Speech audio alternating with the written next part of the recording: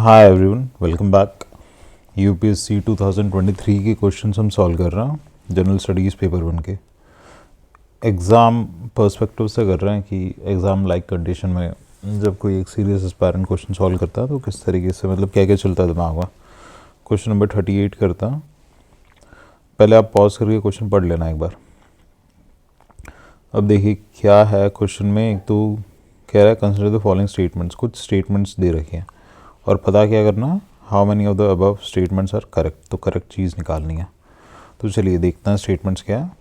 पहला है once the central government notifies an area as a community reserve. ठीक है, तो फॉरेस्ट प्रोटेक्शन से रिलेटेड कुछ स्टेटमेंट है। अंदर देखते हैं the chief wildlife warden of the state becomes the governing authority of such forest.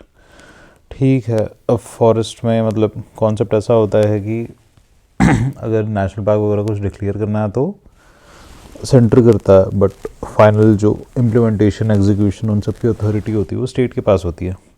और स्टेट में सबसे बड़ा जो ऑफिसर होता है वो ये होता है CWW, chief wildlife warden. तो ये स्टेटमेंट तो ठीक है, सही है जन जगह। Hunting is not allowed in such area. अब कम्युनिटी रिजर्व अगर डिक्लेयर कर दिया मतलब एरिया प्रोटेक्टेड है एक तरीके से, तो लॉजिकली लग रहा है कि दिस ऑल्सो करेक्ट, हंटिंग भी नहीं अलाउड होगी। ठीक है, आगे देखता हूँ। People of such area are allowed to collect non timber forest produce. ठीक है, मतलब जो छोटा मोटा प्रोड्यूस होता है, गम होता है, आपका रीज़न वगैरह हो गया, या तेंदू लीव्स होगी जो बीड़ी वीड़ी बनाने के काम आती है, तो उनका कलेक्शन। ठीक है, जनरिक स्टेटमेंट है, ये वैसे अलाउड होता है non timber forest produce as long as जो एरिया है नेशनल पार्क के अंदर जो कोर एरिया होता है ना वहाँ पे कलेक्शन वगैरह अलाउड नहीं होता। तो ये स्टेटमेंट भी सही है। People of such area are allowed traditional agriculture practices.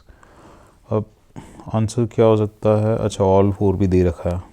ठीक है, अब यहाँ पे people of such area are allowed traditional agriculture practices, यहाँ थोड़ा कन्फ्यूजन हो सकता है कि ट्रेडिशनल एग्रीकल्चर प्रैक्टिसेस जो है तो आप किन को कंसिडर कर रहे हो, क्योंकि जैसे झूम कल्टिवेशन हो गया, शिफ्टिंग एग्रीकल्चर हो गया, that also becomes a part of traditional agriculture practices. But apart from that अगर हम उसे हटा दें तो उसके अलावा जितनी प्रैक्टिसेस बच रही है, फॉर एग्जांपल जैसे ऑर्गेनिक फार्मिंग वगैरह हो गया, तो all these techniques also comes under traditional agriculture practices. तो 3 जो स्टेटमेंट्स है उसमें तो यू हैव अ श्योरिटी, चौथे वाले में यू नॉट श्योर।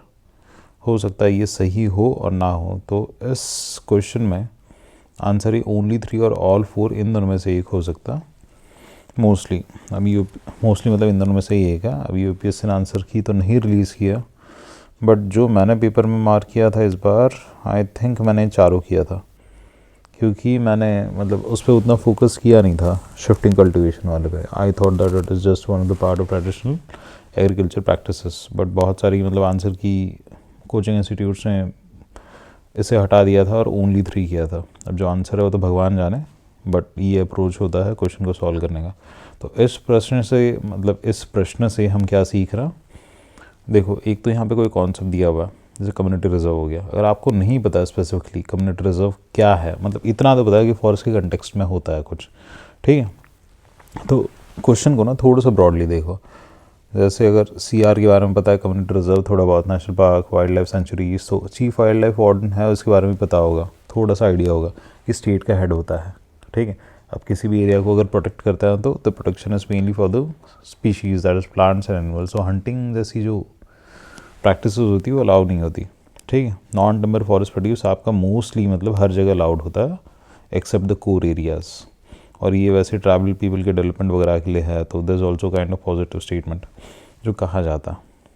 ठीक है, ट्रेडिशनल एग्रीकल्चर प्रैक्टिसेस मतलब फेस वैल्यू पे अगर ले लो इस स्टेटमेंट को तो ये सही लग रही है एक तरीके से। तो ये अप्रोच है कुछ मतलब एग्ज़ाम में इस तरीके से आप सोचते हो या फिर सोच सकते हो, ऐसे आप डायमेंशंस थोड़ी खोलते हो, उससे क्या होता है क्वेश्चन ढंग से समझ आता। अब यहाँ पे कम्युनिटी रिजर्व को भी चेंज कर दो ना, आप कुछ और कर दो, चलो वाइल्ड लाइफ सेंचुरी कर दो, नेशनल पार्क कर दो, उसके अलावा और कौन सा होता है प्रोटेक्टेड एरिया, मतलब इन जनरल इन सारे एरियाज़ को प्रोटेक्टेड एरिया कहता हूँ। तो कुछ भी हो सकता है यहाँ पे, तो कुछ भी हो सकता है। तो जैसे ये है स्टेट की अगर मतलब यहाँ पे स्टेट का अगर स्टेटमेंट आ रहा है तो वहाँ पे क्या जनरली हेड आपका CWW ही होगा, उसी के अंडर सारी चीज़ें होंगी।